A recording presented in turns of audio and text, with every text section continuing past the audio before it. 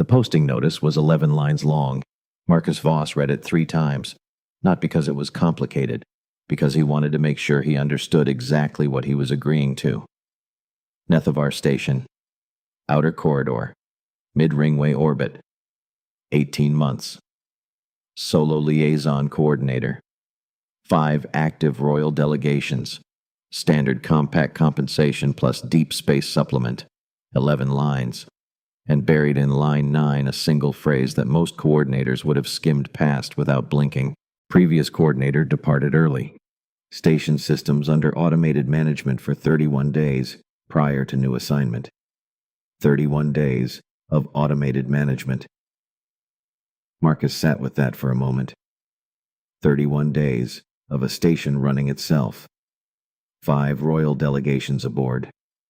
Nobody reading the logs. Nobody checking whether the numbers matched the governing documents. Nobody doing the actual work. He signed the contract. He was 44 years old. He had been doing this for 21 years. Not because the pay was exceptional, though the deep space supplement helped. Not because the postings were glamorous. They weren't. They were remote and inconvenient, and most of them smelled like recycled air and machinery that needed servicing. He did it because somewhere around year 4, he had understood something that most coordinators never quite figured out. The postings nobody wanted were the postings that needed someone the most. His son Owen called the night before departure. Owen was 24. He lived in Denver. He had his mother's eyes and Marcus's habit of getting to the point without circling it first. "You're going somewhere with no other humans again," Owen said. "There are 48 humans on the station. Support staff, technical crew. You know what I mean." He did. "I'll be fine, Owen. You always say that. I'm always right." A pause. The particular pause that contains an entire argument both parties have silently agreed not to have.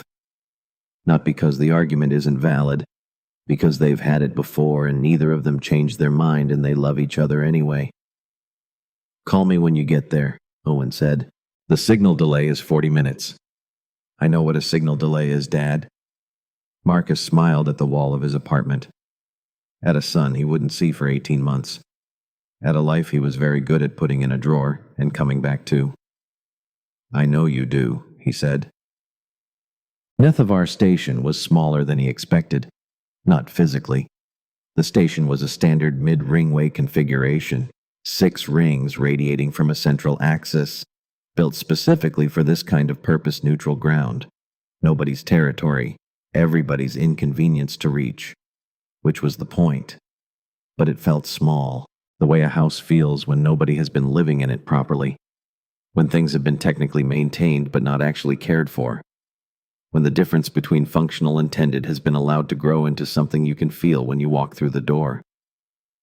The outgoing coordinator, a compact regional staffer named Pell, met him at the docking ring. He was pleasant, efficient. His handshake had the particular quality of a man who was very ready to leave and had been for some time. "Systems are stable," he said. "Delegations are settled into rotation. Advisors handle most of the day-to-day diplomatic traffic. You'll find the transition smooth." "I'm sure," Marcus said. He handed Marcus the station tablet. Marcus signed the transfer documentation. 40 minutes later, Pell was on the departure shuttle. Marcus stood in the coordinator's office and looked at the room. Clean desk, organized files, everything exactly where it should be. He sat down and started reading. It took him 3 hours to find the first discrepancy. A maintenance log entry. Eastern Atmospheric Corridor. Flagged 14 months ago as a calibration variance. Closed 2 days later. Status resolved. Except the calibration was still off. He could see it in the current environmental readings. Resolved meant someone had closed the file, not fixed the problem. He kept reading. By midnight he had found 9 more. By the following morning, 14. All 14 logged, all 14 closed with the same phrase, within acceptable parameters. All 14 still present in current station readings. And all 14, he noticed this on the third pass, the pass where patterns became visible, concentrated in 5 specific areas of the station. 5 specific suites. He pulled the delegation roster. 5 royal delegations currently in residence. He sat very still for a moment. Then he opened the hosting agreements. All 5.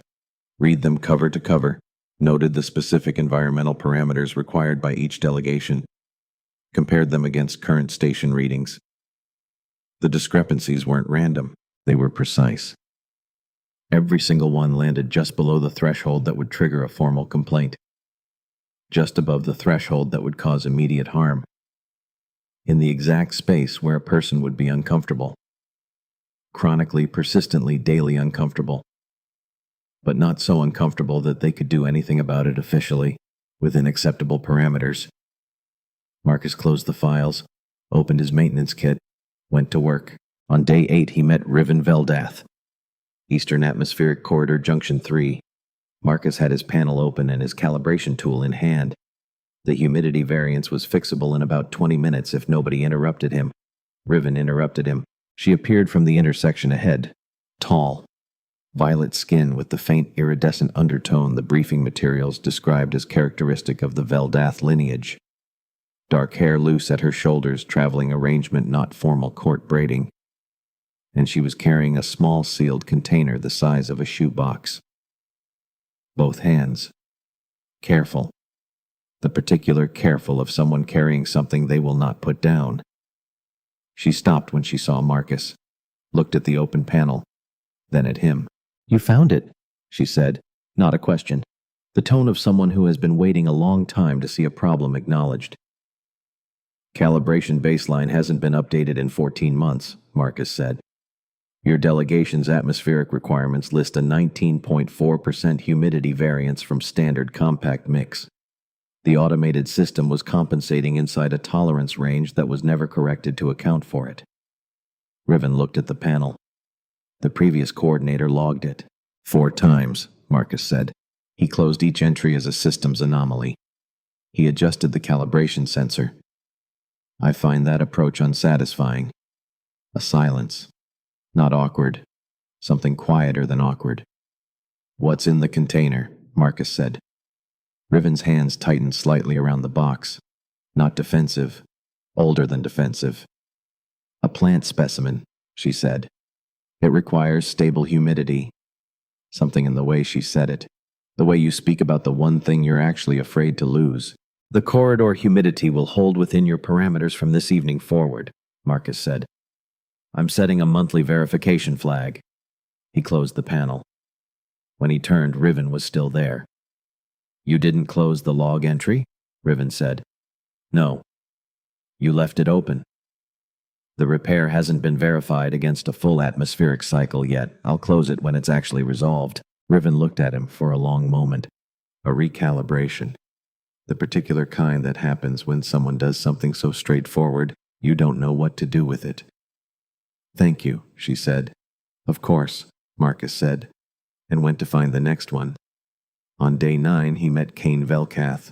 The station library was a small room at the central axis, 3,000 physical documents in various formats. The compact maintained it as a diplomatic courtesy. Physical documents are the one format every species can access without protocol negotiation. Marcus came to replace the lighting node above the western shelf. The maintenance log listed it as pending for 6 weeks.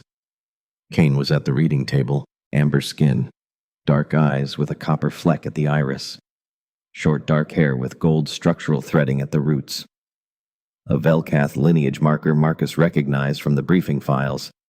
She had a geological survey document open in front of her, and a secondary text beside it that appeared to be a compact territorial boundary registry. She looked up when Marcus came in. "That node has been at 30% for 6 weeks, she said. "I know, I'm fixing it now. The previous coordinator said he would add it to the service queue." "I'm not adding it to the service queue." Marcus was already up on the step stool panel open. "I'm fixing it." A brief silence. "It's the best light in the room," Kane said. "I know, that's why it's a priority." When Marcus climbed down, Kane had returned to her documents. The light was at full capacity. Kane didn't look up, but she said thank you. "Compact standard. Formal neutral register. The way you say something when you mean it precisely and don't intend to elaborate." "Of course," Marcus said, and left. On day 10, he met Solveig Valdori. This one he had been thinking about since day 2. The thermal log for the Valdori Suite Eastern Section second ring showed a variance of 3 degrees below stated comfort parameter. Logged twice. Flagged once. Closed as within acceptable tolerance. The acceptable tolerance field had been checked without being verified against the hosting agreement, which specified a 1-degree tolerance, not 3. Marcus arrived at the suite corridor with the thermal adjustment kit. Solveig was already there, standing in the corridor like she had been for some time. Not pacing, just standing. The way a person stands when waiting inside has become a kind of unbearable, and they need to be near the door without being dramatic about it. She was smaller than Marcus expected from the briefing materials. Emerald green skin, and in the corridor's functional light, it had a quality he couldn't immediately name. Not luminous exactly, more like the color had depth to it.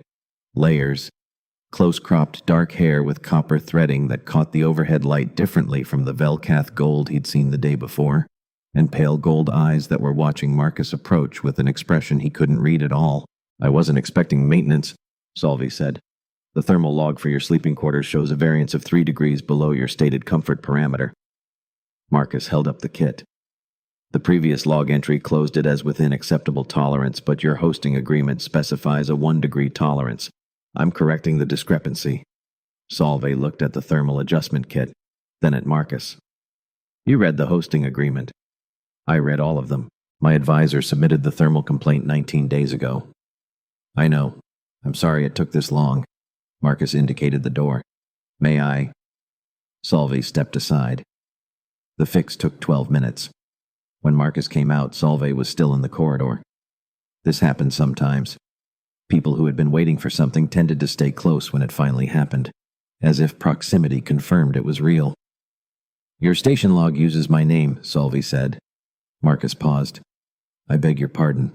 "The maintenance log. I've read the previous entries for this suite. They list the occupant as Delegation Guest Eastern Suite 2.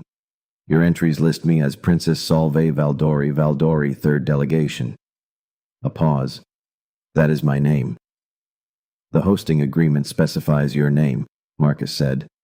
"I use whatever the hosting agreement specifies." The previous 41 log entries did not. Marcus didn't have a good answer for that.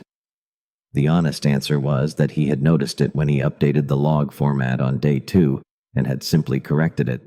It hadn't seemed like anything significant. It was just accurate. "I default to the governing document," he said. Solveig looked at him. That particular quality of attention that isn't quite scrutiny, more like careful calibration. The way you look at something when you're deciding whether to trust it. "Thank you for the thermal correction," she said. Correct. Formal. Telling Marcus nothing and meaning something anyway. "The suite should hold temperature now," Marcus said. "I've set a verification flag for the end of the week." He left, and was halfway down the corridor before he acknowledged to himself that he was still thinking about those pale gold eyes. Stop it. He had a relay board to fix. On day 11 he met Audra Velsorn, Equipment Storage Bay, Lower Ring. The station's primary data relay had dropped to 40% transmission capacity. The maintenance log showed a workaround-in-place manual buffer boost every 6 hours that someone had apparently been running as a long-term solution for 3 months. 3 months of a manual workaround. For a part that cost 400 compact credits and took 6 minutes to replace.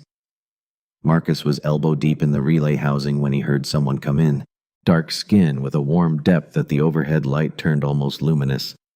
Bright silver eyes that moved across the equipment bay, with the specific attention of someone accustomed to reading data in environments that weren't designed for reading data. She was carrying a tablet dense with observational records. "Can you fix it?" she said. "The transmission buffer board is partially corroded." Marcus didn't look up. "I need to replace the board. Ordered the part on day 2. It arrives on the next supply run." "When is the supply run?" "Day 17. Audra looked at the relay unit. "The data I lost when it degraded, that's not recoverable." "No." Marcus pulled out the corroded board, turned it over. The buffer workaround should have been flagged as temporary with a part order attached. It wasn't. I'm sorry. Can the workaround be automated until day 17, so it runs on a cycle instead of requiring manual intervention? Marcus looked at her properly for the first time. That was a good question. Practical, specific, technically precise. The question of someone who understood the system she was working with. Yes, Marcus said. I can set that up in about 20 minutes. Then I can continue mapping and only lose the 6 days already gone. Correct. He set up the automated buffer cycle. Audra watched. Asked 2 questions about cycle parameters that were exact enough to indicate a working knowledge of relay systems well beyond casual familiarity. When Marcus closed the panel, Audra said, "The previous coordinator told my aide the relay degradation was known systems behavior and didn't require investigation." Marcus picked up his kit. He was wrong. Something shifted in Audra's expression. Contained. Present. "I'm beginning to form a picture of the previous coordinator," she said. "I wouldn't say anything about him on record," Marcus said. "No," Audra agreed. "But I appreciate the implication." On day 13, he met Ren Velkarath. Shared recreation space, replacing a humidity sensor that had been flagged 6 weeks ago. The room was used by off-duty station staff and delegation members who needed space outside their suite corridors. Ren was sitting in the corner with a technical manual and 3 notebooks, youngest of the 5. Silver-green skin, silver hair close-cropped, dark eyes that came up from the manual and immediately began cataloging everything about Marcus's presence, the kit, the specific sensor housing he was targeting, the way Marcus had positioned himself to access the panel. "You're the coordinator," she said. "I am. You're the only human above support staff level on the station." Also true. She considered this. Do humans often end up as the only human somewhere? Marcus looked at her. The question was genuine. No social performance behind it. "More often than you'd think," he said. "Does it bother you?" Marcus thought about it honestly. "Depends on the posting. Some postings are lonely. This one has enough to keep me occupied." Ren glanced at her notebooks, then back. "You've been here 13 days, and you've repaired 11 documented system faults, overruled 2 access restriction requests, and the atmospheric calibration in the Eastern Ring is now running within hosting agreement parameters for the first time in 14 months. Marcus's hands stilled on the sensor housing. "You've been reading the work order log." "It's a public record accessible to all station residents," Ren said. "I read it each morning." A pause. "Is there something I can help you with?" Marcus said. "Not presently." Ren looked at the sensor housing. "I was interested in understanding what you do. Right now, I'm replacing a humidity sensor. The log says it was flagged 6 weeks ago. I got to it today." Ren nodded. Slow, deliberate. The nod of someone filing something away with particular care. "My court advisor told me I shouldn't spend time in the shared recreation spaces," she said, "because the environmental controls are unreliable." "They were unreliable," Marcus said. "The humidity sensor is now replaced. The calibration should hold. Then I can use this room. You could have used it before. The variance was in the discomfort range but below the health threshold. Your advisor overstated the case." Ren looked at the repaired housing for a moment, then at Marcus. "I've been working on something," she said. "A proposal for reformed atmospheric calibration standards across compact multi-species stations." A pause. "My advisor doesn't know about it." "What's the proposal's current stage?" "Draft. Mostly complete." A shorter pause. "When I mentioned to the previous coordinator that I was interested in atmospheric systems, he told me it wasn't within the scope of a delegation member's responsibilities." Marcus replaced the panel cover, turned to look at Ren directly. "The station charter defines delegation members' research rights broadly," he said. "Atmospheric systems engineering falls within scope if the research has potential implications for station operational standards." He held Ren's gaze. "Bring me the draft when it's ready. I'll review it." Ren stared at him, stared it down, not startled exactly. Recalibrating. The particular expression of someone receiving information that doesn't fit the model they've been operating from. All right, she said. Marcus picked up his kit. The room is yours, he said, and left. On day 16, the 5 court advisors requested a formal meeting. Standard liaison protocol. Coordinator meets the advisor tier first, not the royal tier. The royal tier doesn't concern itself with operational details. The advisor tier is the working layer of any diplomatic mission. Marcus sat across from all 5 of them in the station's formal conference space. They were pleasant, correct, professional, and each of them in slightly different language using slightly different phrasing, said approximately the same thing. Maintain appropriate boundaries between compact operational staff and delegation members. Advisor Holt Valdorn said it twice. Marcus wrote it down. Every word of every request. Every name attached to every request. Then he went back to his office and read the charter again, because the charter was the governing document. And the governing document did not say what they wanted it to say. On day 19, he went back to the library to replace a secondary lighting node above the eastern shelf that he'd flagged during the original repair and hadn't gotten to yet. Solvi was there. She was always there in some configuration of the morning. Marcus had noticed this, had filed it, had not examined the filing too closely. Solvi looked up when Marcus came in, looked at the node, looked at Marcus. There's another one, she said. Secondary unit. I flagged it during the original repair. Marcus climbed the step stool. It's at 63%, less urgent but below spec. You flagged it and came back. That's generally how repairs work. A silence, not uncomfortable. Most people, Solvi said, would have called it close enough. Marcus replaced the node, climbed down. Close enough isn't the same as correct. Solvi looked at him. Those pale gold eyes doing that thing they did.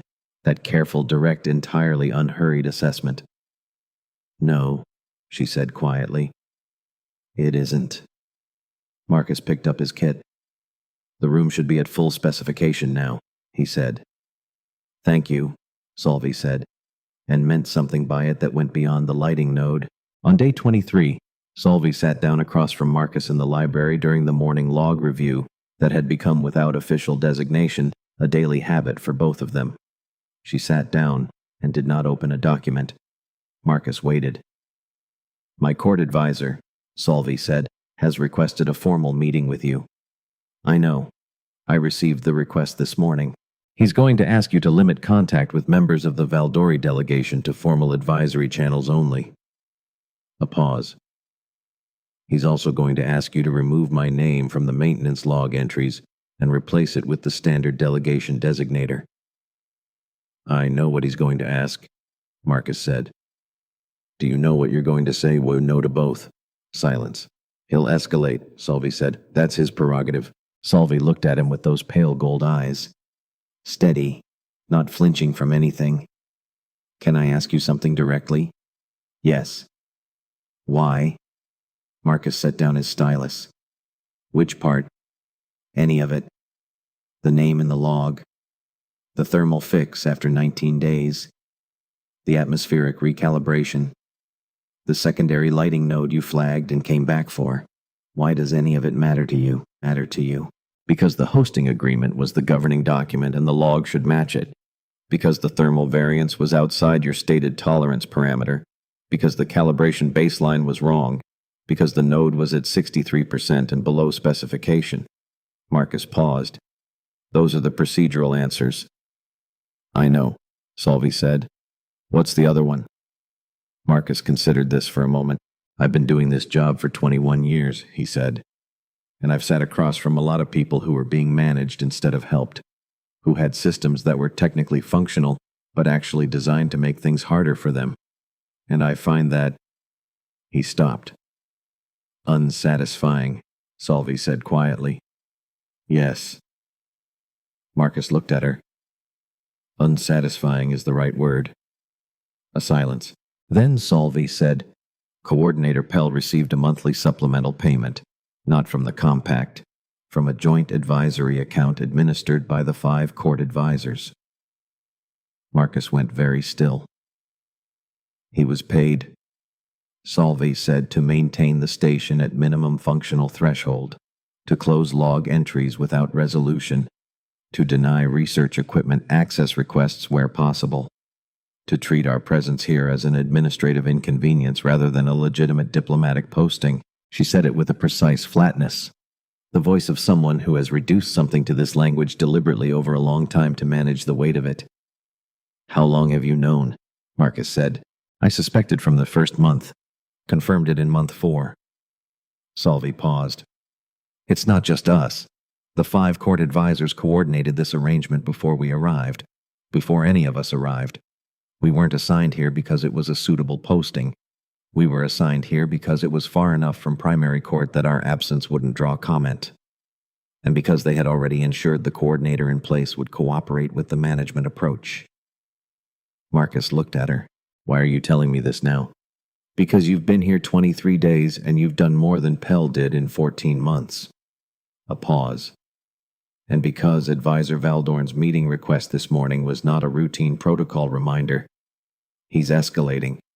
The current approach isn't working as intended. Those pale gold eyes were steady, giving Marcus something, not holding it back. I thought you should know what you're walking into. Marcus held her gaze. 21 years of postings. 21 years of sitting in the middle of competing frameworks and keeping his head down and doing his job correctly and going wherever the next assignment sent him. He had never walked away from a posting unfinished. He wasn't going to start now. Thank you, he said. Don't thank me yet, Solvay said quietly. Advisor Valdorn is not careless, and whatever comes next, he will have documentation. So will I, Marcus said. The anonymous message came on day 28, internal station channel, routed through the public research terminal in the library. No sender identification. 4 words. They're hiding what we found. Marcus read it twice, sat back, then opened his files. All 5 delegation research records, public station documents he had access to as coordinator, and began reading from the beginning. He read through the night. Riven Veldath, 47 days of documented growth measurements on a plant specimen. Meticulous. Rigorous. The hypothesis embedded in the data that the specimen was exhibiting a previously undocumented adaptive response to artificial gravity was specific and testable, and if Marcus understood the botanical implications correctly, significant. Kane Velkath geological survey data from the Velkath secondary moon. Months of it. The analysis pointed toward something Marcus wasn't fully qualified to evaluate, but the words unauthorized extraction appeared in the notation 17 times. Audra Velsorn stellar debris mapping. Dense technical, most of it beyond Marcus's immediate expertise. But the timestamp patterns were odd. Audra had been collecting this data for months before arriving at Nathavar, and there were coordinates embedded in the mapping data that didn't correspond to any debris field Marcus could identify in the station's reference charts. Ren Velkarath, the atmospheric proposal. She had said it was mostly complete. That was an understatement. It was thorough, technical, specific, and its implications Marcus could see, this even without engineering expertise, would render a significant category of current station equipment contracts obsolete. Solvay Valdori materials analysis of compound samples with applications in structural integrity assessment for habitat construction in low-gravity environments. The research wasn't dangerous on its face, but the notation referenced a patent dispute between 2 compact-aligned corporate entities, and Solvay's data appeared to resolve the dispute in a direction that one of those entities would find very costly. Marcus closed the files, sat in the dark of his office with the hum of the life support systems in the walls. They're hiding what we found. Not 5 inconvenient royal daughters sent somewhere out of sight. 5 researchers whose work taken together touched extraction rights violations, environmental data with territorial implications, equipment, contract liability, conflict classification arguments, and a corporate patent dispute that crossed at least 3 compact allied court interests, all in the same place, all with the same coordinator who had been paid to ensure their work went nowhere. He thought about Pell's handshake at the docking ring, the handshake of a man who was very ready to leave. He thought about all 14 log entries, within acceptable parameters. He thought about a small, sealed container held in both hands, about a lighting node at 30% for 6 weeks, about a thermal variance that had been filed and closed in 2 days, about a young woman in a corner of a broken room filling 3 notebooks with work nobody had told her she was allowed to do. Marcus Voss had been doing this job for 21 years. He was still going to do it correctly. He opened a new file on his personal tablet, started a log entry, encrypted it, saved the encryption key somewhere that wasn't the station's main server. Then he made coffee and read the charter again from the beginning, because he was going to need every word. Day 30 started the way most days started, with a list. Marcus had a system, had always had a system.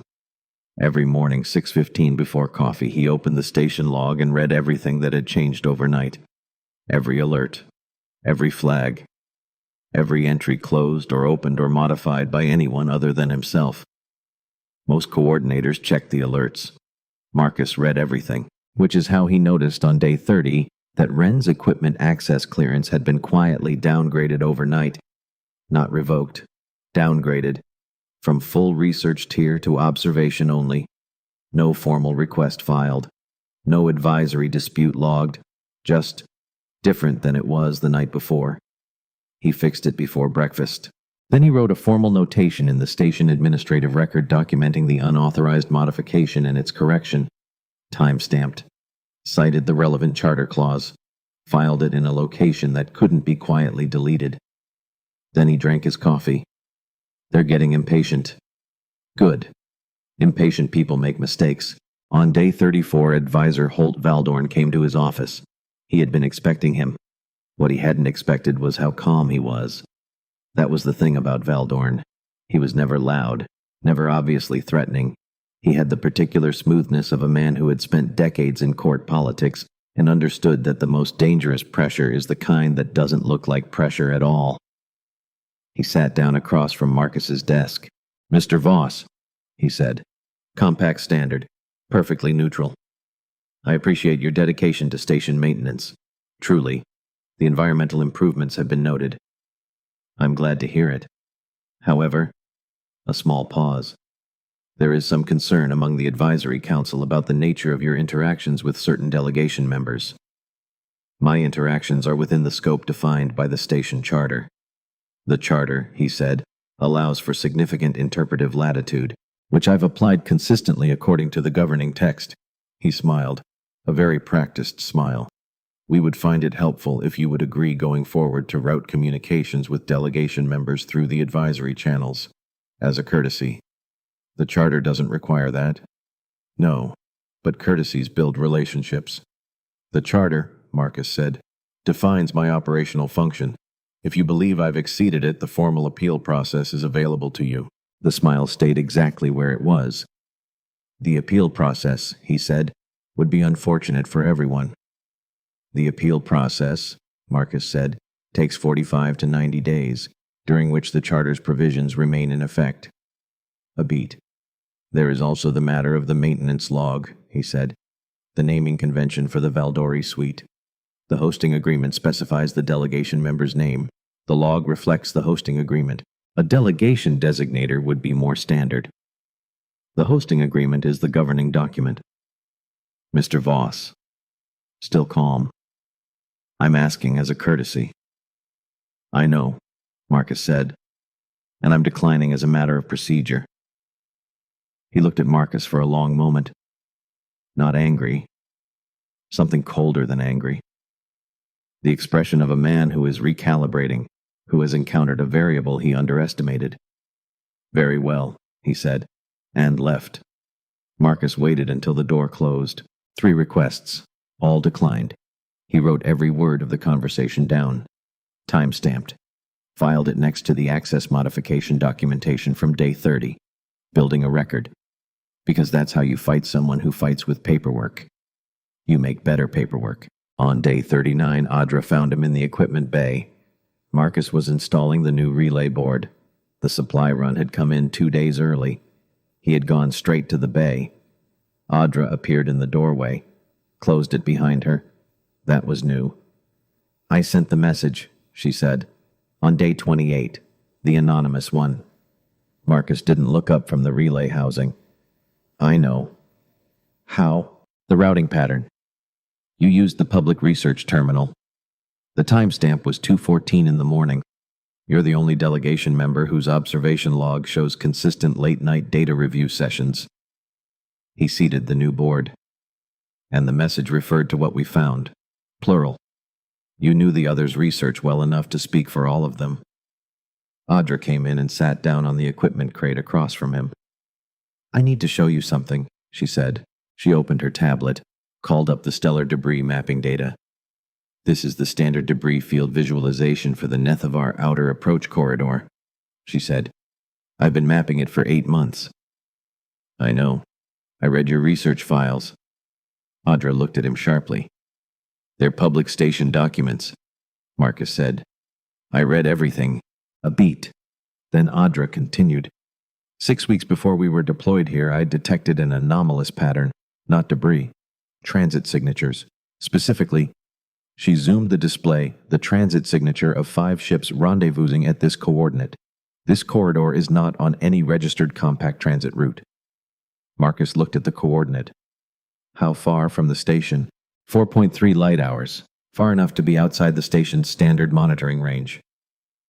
Audra overlaid a timeline. The rendezvous occurred 7 weeks before our assignment orders were issued. 7 weeks. Before the assignments.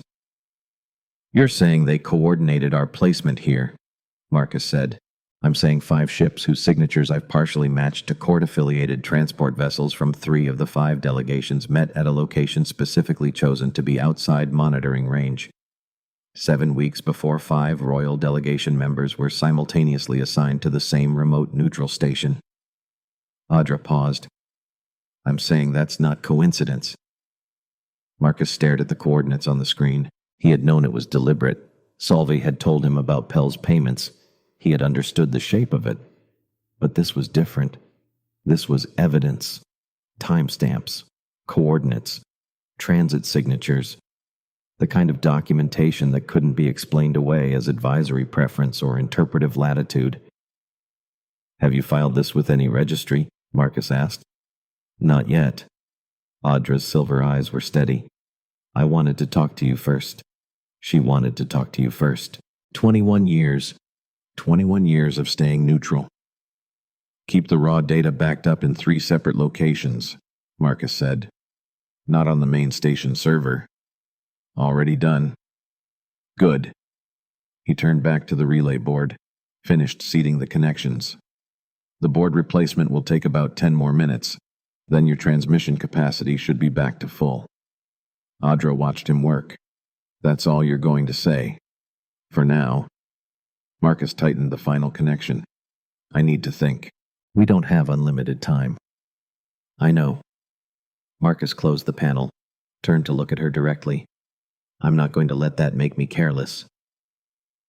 On day 43, Marcus learned what was inside Riven's box. Not because Riven told him directly, because Marcus was repairing the secondary humidity sensor in the Veldath delegation suite, a unit he'd flagged during the initial diagnostic, and Riven was there, and the box was open. For just a moment. One small open moment, inside a plant. No bigger than a hand. Pale silver leaves so thin they were nearly translucent. Growing in a substrate that wasn't standard compact soil. Something darker, denser, carefully prepared. Riven saw Marcus see it. She closed the box. Slowly. The way you close something you have been protecting for a very long time. That's what the Botanical Registry inquiry was about, Marcus said. Not a question. Yes. The adaptive gravity response. Yes. Riven held the box in both hands.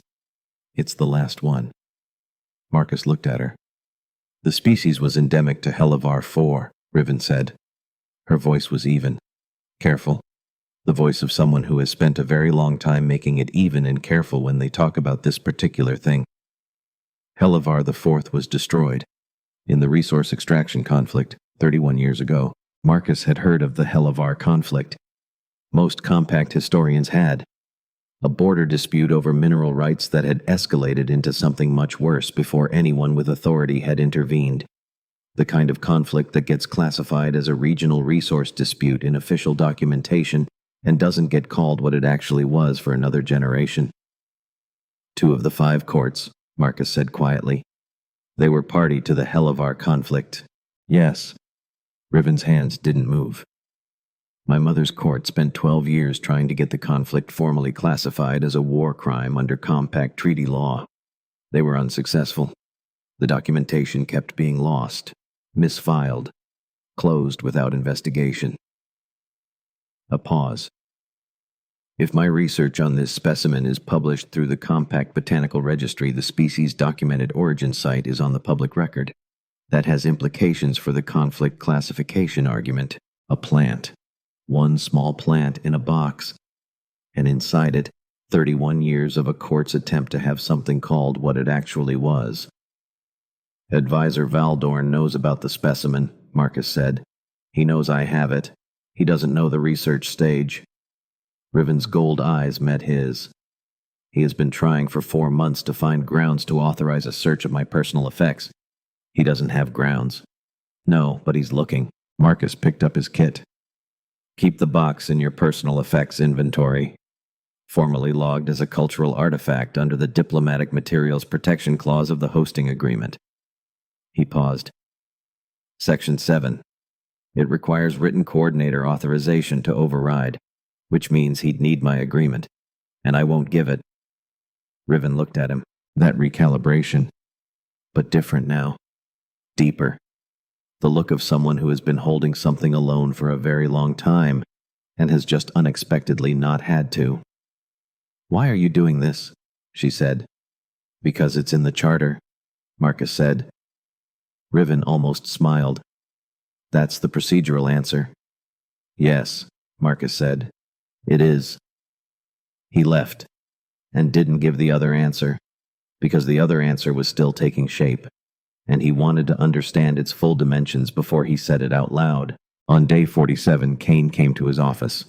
Knocked, waited, came in with a tablet and sat down with the particular formality of someone who has decided a conversation is serious enough to have sitting down. I need to know my research access is protected, she said. Direct, no preamble. Your research access is currently at full delegation tier. Advisor Cauldron submitted an access restriction request 8 days ago. Kane's copper fleck eyes were steady. I know because I have a copy of the submission routing confirmation. You denied it within 48 hours. I did. He submitted a second one 5 days ago. Also denied. He'll submit a third. Also denied. The charter doesn't support the restriction grounds he's using. Kane looked at her tablet. The geological survey data I've been compiling for 7 months documents unauthorized extraction activity on Velkath's secondary moon. Extraction conducted by a consortium that includes 3 compact registered companies, which means it's not just a treaty violation, it's a compact charter violation. She paused. My court doesn't know the full scope of the data yet. My advisor knows I'm conducting geological research. He doesn't know what it shows. When did you intend to file the formal analysis? I need another 6 weeks to complete the documentation to registry standard. Kane met his eyes. I need 6 weeks of uninterrupted access to the spectral analysis equipment. You have it. You can guarantee that... I can guarantee that the charter supports your access, and I will continue to enforce the charter. Marcus paused. What I can't guarantee is that the escalation level from your advisor won't increase as the filing date approaches. I know. Kane folded her hands. I wanted to know if you would hold. Yes, Marcus said. Simply, I'll hold. Kane looked at him for a long moment, then stood, picked up the tablet, paused at the door. The previous coordinator approved an access restriction on my preliminary survey data 14 months ago, she said. Advisor Cauldron submitted the request on day 2 of that posting. He approved it in 36 hours. I know. I read the logs.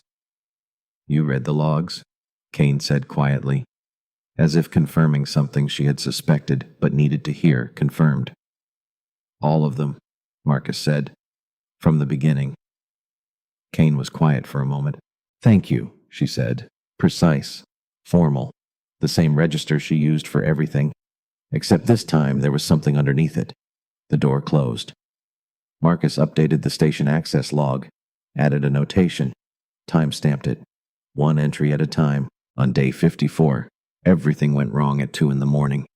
The alert came through as a low-priority systems flag, which is how Marcus knew immediately that something was very wrong.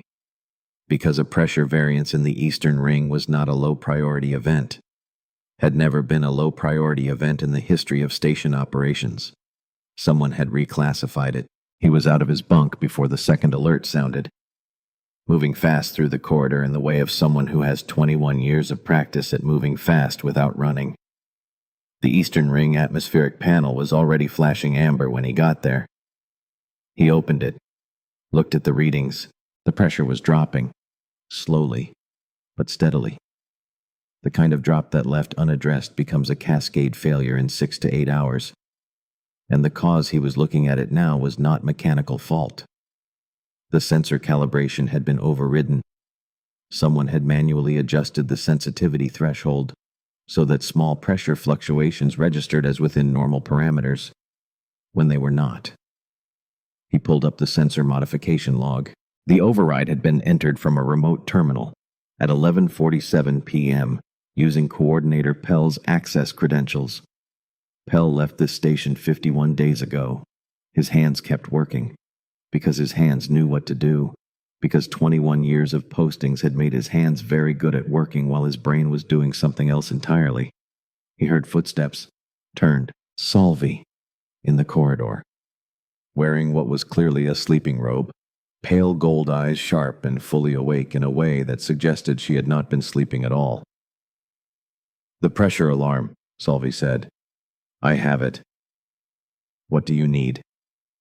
Marcus looked at her, then at the panel, then made a decision. "If you can run atmospheric calculations," he said, "I need a second set of numbers. Tell me what you're working with." And that was that. No more discussion. Solveig stepped up beside him, took the tablet Marcus handed her, and started running numbers. They worked for 3 hours and 22 minutes. Didn't talk much. Didn't need to. There was the work and the numbers and the rhythm of two people who happen to think in compatible ways, solving a problem that needs solving. At 4:39 a.m., the Eastern Ring pressure stabilized. Marcus closed the panel, stood up. His back hurt. It always hurt after floor work. He was 44, and some mornings reminded him of that with considerable specificity. Solveig handed back the tablet. Her copper-threaded hair had escaped whatever she'd had it in before sleep. Her eyes were tired, and she was looking at Marcus with something he was not going to name at 4:39 in the morning on a station floor. "The sensor override," Solveig said. "It was deliberate." "Yes. Who has access to override station sensors remotely?" "Station personnel with Level 3 clearance, or someone using the credentials of a person with Level 3 clearance." Marcus paused. Coordinator Pell had Level 3 clearance. Solveig was very still. "Pell is gone," she said. "His credentials are still in the system." Marcus looked at the panel. "Someone has been using them." A silence. Not the comfortable library silence. Something with weight in it. "Marcus," Solveig said. "Just his name. The way you say something when it's the only thing that fits." "I know," he said. "This isn't just about keeping us inconvenienced anymore." "No," Marcus said. "It isn't." He looked at the sealed panel, at the timestamp on the sensor override entry sitting in the log, like something that thought it was invisible. 11:47 p.m. Someone on this station had tried tonight to create a cascade pressure failure in the ring where Solveig and Riven both lived. Had calibrated it precisely enough to look like a slow mechanical failure. Had set it to progress overnight while the station slept, using a dead man's key. "Go back to your suite," Marcus said. "Lock the internal bolt, not just the standard seal. Don't mention this to anyone until I've traced the terminal." Solveig looked at him. "You're not going back to sleep," she said. "No." A pause. Those pale gold eyes, tired, direct, not looking away. "Neither am I," Solveig said. "Solveig. I'll wait in my suite. Door bolted." A pause. But I'm not going to sleep pretending I don't know what just happened.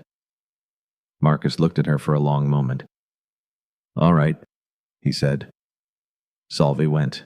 Marcus stood alone in the Eastern Ring corridor with the hum of the freshly stabilized life support systems in the walls. He pulled out his personal tablet, opened his encrypted log, started writing. He found the terminal on day 58, 4 days of quiet, methodical investigation, running it alongside his daily work, not rushing, not showing his hand. The terminal was in the secondary equipment storage space in Ring 4. Low traffic. Good sight lines to the corridor. The kind of location you'd choose if you wanted to access a system without being observed. The access log showed 9 entries in the past 30 days, all using Pell's credentials, all timed between 11 p.m. and 2 a.m. He pulled the station's internal movement records, cross-referenced against the 9 timestamps. It took him most of the night, but he found it. One person whose logged movements put them in the Ring 4 corridor on 6 of the 9 dates. Advisor Holt Valdorn, the man who had sat across from his desk, smooth and calm and practiced. We would find it helpful if you would agree going forward to route communications through the advisory channels. Who had smiled when Marcus declined, because he already had another plan. Marcus sat with this for a long time. Then he thought about what Audra had shown him. The transit signatures. 7 weeks before the assignments. 5 ships meeting outside the station's monitoring range. And he thought about Pell's handover documentation. The deactivation box. Checked. Completed. Signed. But the credentials were active.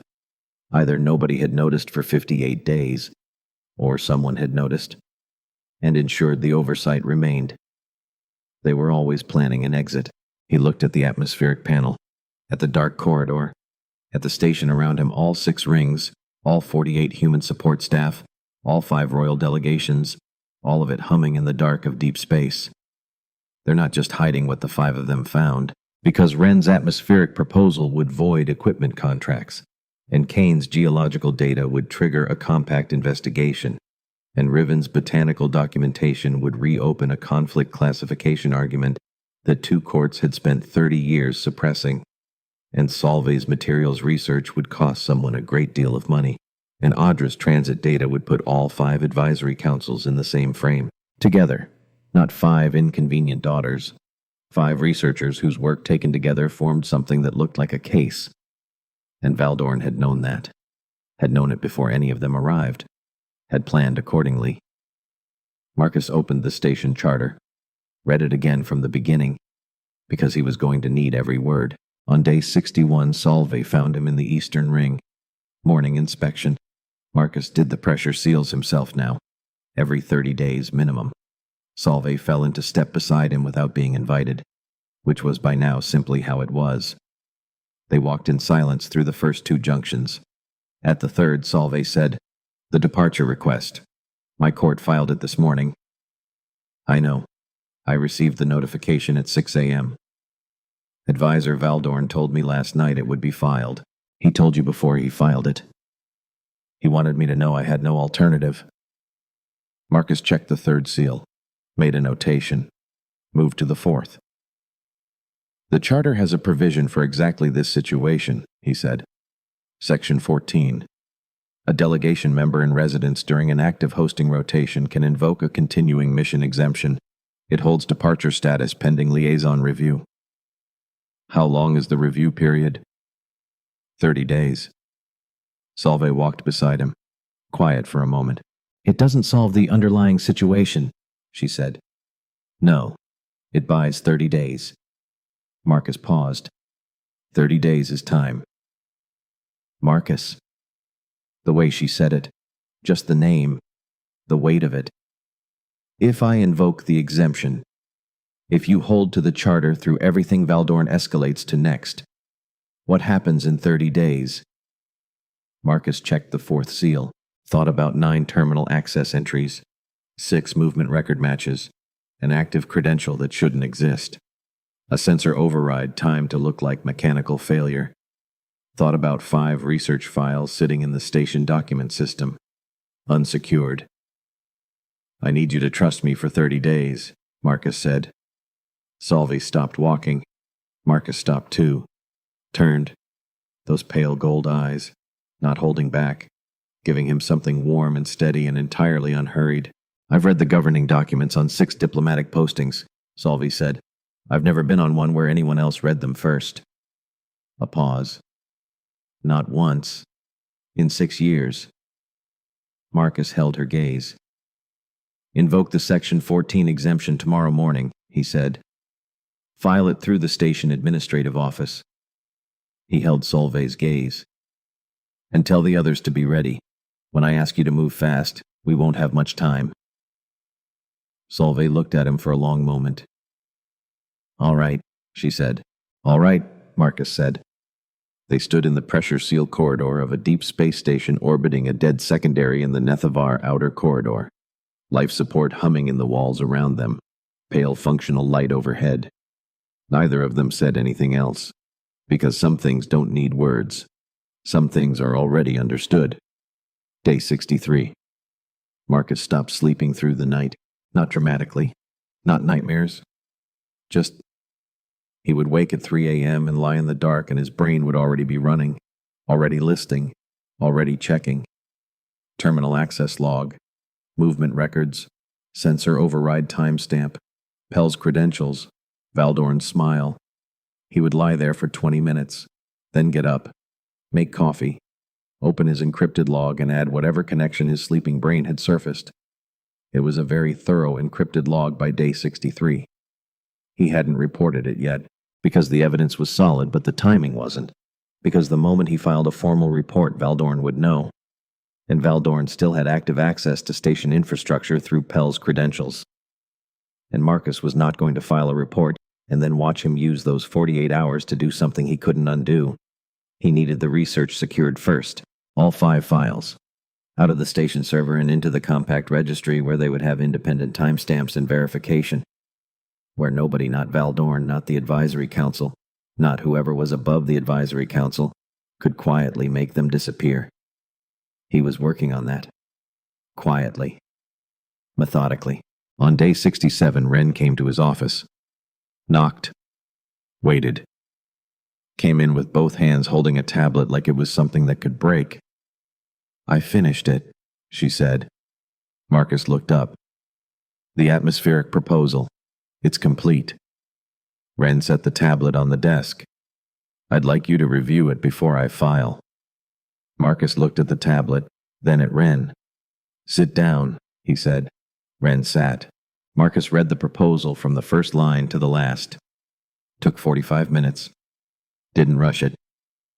Wren sat across from him and didn't fidget. Just waited. The particular stillness of someone who has put everything they have into something and is waiting to find out if it's enough. It was enough. More than enough. Marcus set the tablet down. This is the best technical proposal I've read in 21 years, he said. Wren blinked. Just once. You're not saying that to be kind. I don't say things to be kind when accuracy serves better. Wren looked at the tablet, then at Marcus. The proposal will void the current atmospheric equipment contracts for 16 compact stations. The companies holding those contracts are registered in 3 court jurisdictions. I know. My advisor will try to stop the filing. I know that too. Can he? Marcus thought about 9 terminal access entries, about an active credential that shouldn't exist, about a cascade pressure failure timed for 2 in the morning.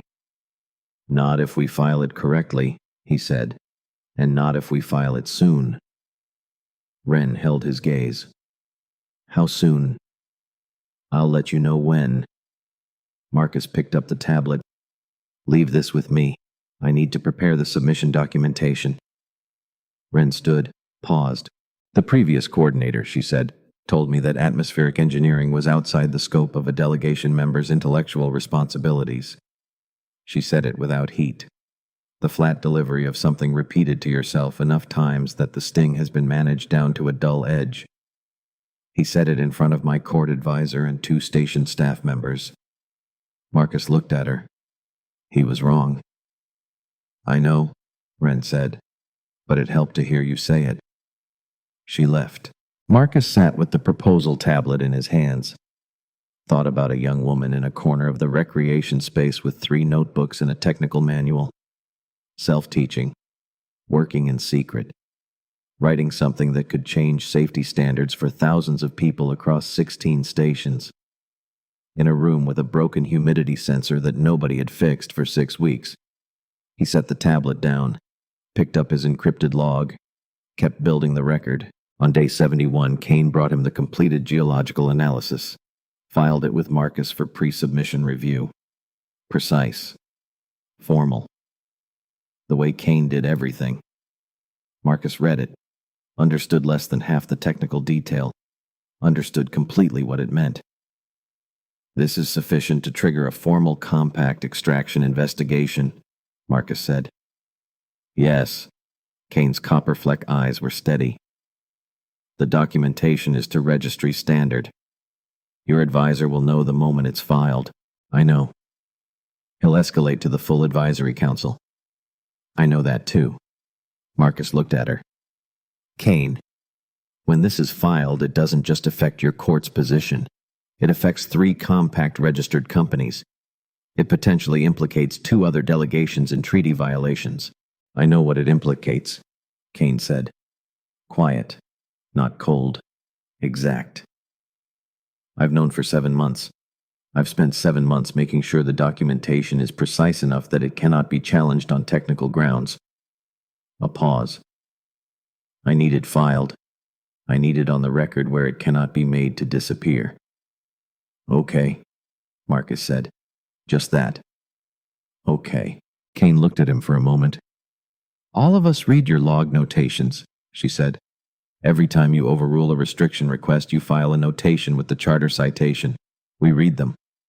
Marcus hadn't known that. He sat with it. The charter is the governing document, he said finally. I'm just applying it. You're applying it for us, Kane said. That's different. She left. Marcus looked at the geological analysis on his desk. 2 files ready, 3 to go. On day 73, all 5 of them were in the library at the same time. Marcus found out later it wasn't planned. Audra had come to show Riven something in the stellar debris data. Kane had come to use the physical reference archive. Wren had come because she came most afternoons now, and Solvay was already there. They had been talking for an hour before Marcus walked in with his daily log review. He stopped in the doorway. All 5. 1 table. Documents spread between them, looking at him. He came in, sat down in the remaining chair. Didn't say anything. Neither did anyone else for a moment. Then Riven said, Solvay told us about the pressure override. Marcus looked at Solvay. They needed to know, Solvay said simply. She was right. They did. Someone accessed station infrastructure using a former coordinator's credentials, Marcus said, to create a slow cascade pressure failure in the eastern ring. He looked around the table. I've traced the terminal access. I know who it was. 5 sets of eyes. Advisor Valdorn, Audra said. Not a question. Yes. Wren was very still. What does he want? He wants your research files gone before any of them reach a registry. Marcus paused. He knows what they are individually. I believe he also understands what they are collectively. Together, your 5 research projects form a body of evidence that touches extraction violations, conflict classification equipment, contract liability, patent, dispute resolution, and coordinated court malfeasance. He looked at each of them. Any one of them is significant. Together, they're a case. The silence that followed was the particular silence of 5 people who already knew something, who had known it separately, and are now in a room where it has been said out loud for the first time. Audra looked at Marcus. You said you'd let us know when it was time to move fast. Yes. Is it time? Marcus looked around the table. At Riven with her hands flat on the surface steady. At Kane precisely still copper-fleck eyes watching everything. At Wren, youngest of them, who had worked in secret in a broken room because nobody had told her she was allowed to do otherwise. At Audra, who had spent months building a map of something she wasn't supposed to be able to see. And at Solvay, pale gold eyes, not holding anything back, If I file all 5 research submissions to their respective registries simultaneously, Marcus said, they will have independent timestamps within minutes of each other. Once they're in the system, they're on the record. Compact registry entries cannot be deleted unilaterally, not by court advisors, not by anyone below the Compact Oversight Board. When? Kane said. Kane. Tonight. Marcus looked at each of them.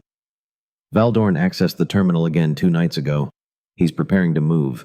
I believe he intends to delete the station server copies within the next 48 to 72 hours. We have a window. He paused. But I need completed submissions from all 5 of you. Tonight. Mine is ready, Wren said. Mine is complete, Kane said. The botanical registry submission has been ready for 3 weeks, Riven said quietly. My transit data is packaged, Audra said. 3 sets of eyes turned to Solvi. Mine will be ready in 4 hours, Solvi said. Marcus nodded. Then Solvi said, if you file all 5 tonight, Valdorn will know by morning. The advisory council will convene immediately. They will file a formal complaint against you with compact oversight. They will request your removal. Yes. That will go on your record. Yes. This posting could end your career. The library was very quiet. Marcus thought about Owen's voice on the last call. You always sound like you found something when you go quiet like that. He thought about 14 maintenance log entries all closed within acceptable parameters. He thought about a plant in a box and a lighting node at 30%, and a young woman filling 3 notebooks in a room nobody had bothered to fix. He thought about Pell's handshake, the handshake of a man very ready to leave. I have 1 son, Marcus said. He's 24. He lives in Denver, and I want him to grow up in a world where a person's name in a record cannot be erased because it's inconvenient. He looked around the table. That is the other answer. To every question anyone has asked me about why. Nobody spoke. Not because there was nothing to say. Because sometimes the right response to a true thing is to let it sit for a moment. Then Solvi said quietly, 4 hours. I'll be in my office, Marcus said. He filed the first submission at 11:47 p.m. Riven's Botanical Registry entry. 47 days of documented growth measurements.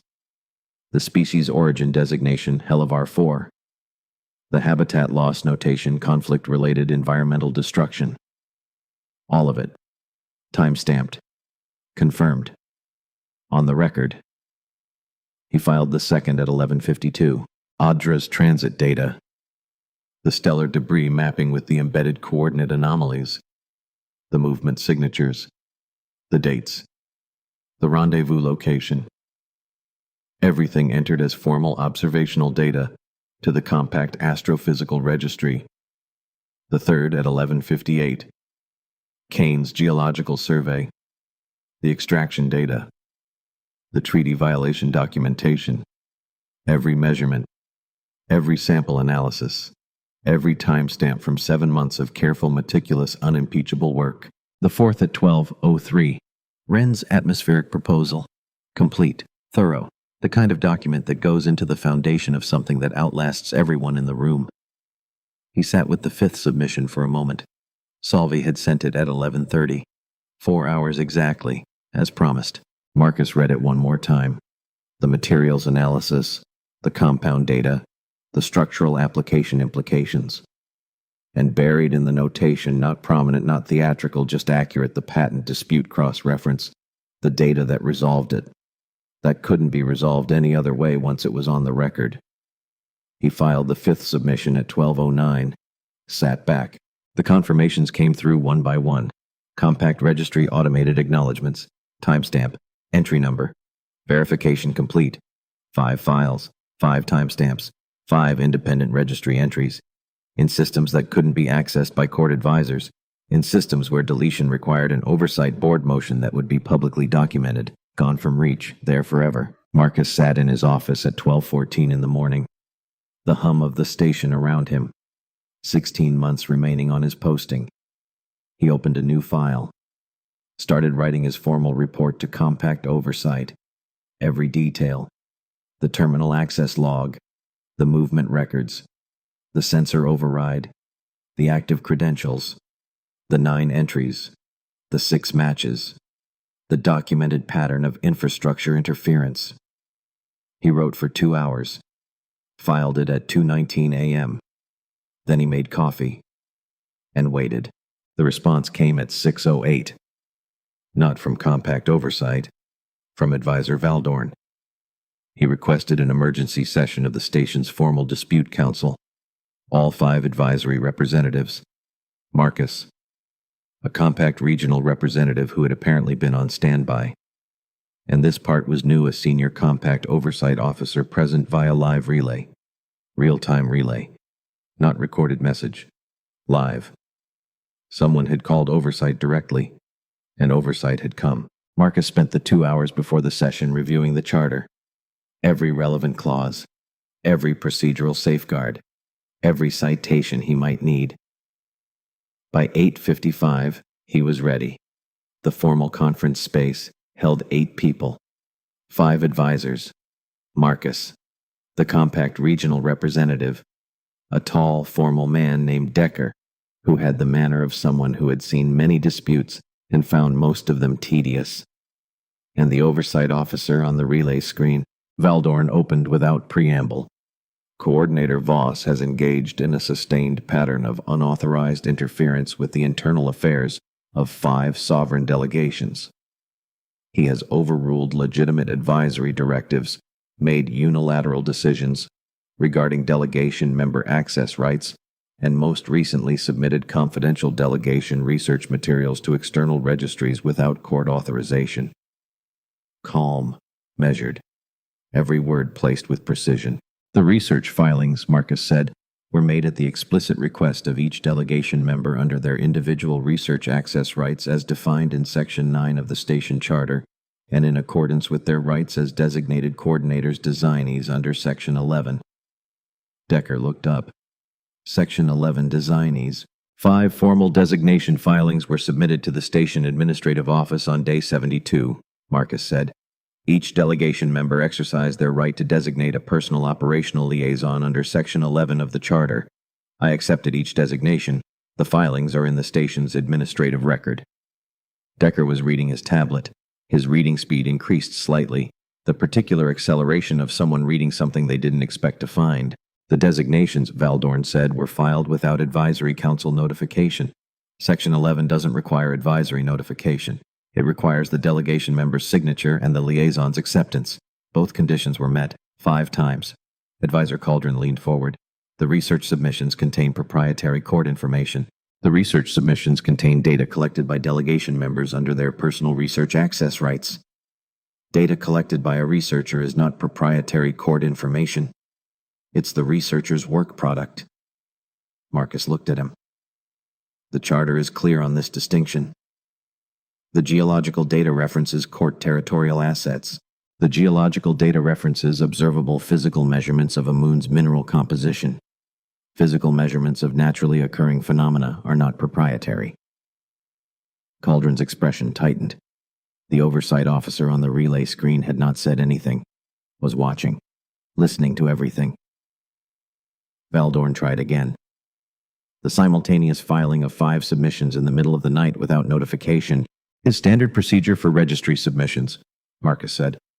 The charter sets no business hours requirement for research filing.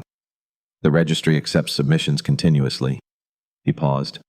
The timing was my operational decision as designated liaison for all 5 delegation members. You had no authority. Section 11 gives me that authority. Filed, documented, time-stamped. Marcus opened his tablet. I also filed a formal report with Compact Oversight at 2:19 this morning. The report documents 9 incidents of unauthorized access to station infrastructure systems using inactive coordinator credentials. It includes movement record cross-references identifying the terminal user in 6 of the 9 incidents, and it includes the sensor override log from day 54, documenting deliberate interference with Eastern Ring atmospheric systems. He set the tablet on the table. The report is in the oversight record, available for review. The room went quiet. Valdorn looked at the tablet. For the first time, his expression shifted. Not much. A small shift. the particular expression of a man who has controlled every variable, who has encountered one he missed. The oversight officer spoke. Coordinator Voss, the report you filed at 219, you have full documentation supporting all claims. Full documentation, time-stamped logs, movement records, and an unbroken evidence chain from day 51 of the current posting. And the credentials used in the unauthorized access you have identified the credential holder, former Coordinator Pell, whose credentials were marked as deactivated in the handover documentation but remained active in the system. Marcus paused. The handover documentation was countersigned by a member of the advisory council. He did not say which one. He didn't need to. Everyone in the room knew. Decker had stopped reading his tablet. He was looking at Valdorn. Valdorn's expression was still. Very still. The stillness of a man who is excellent at stillness.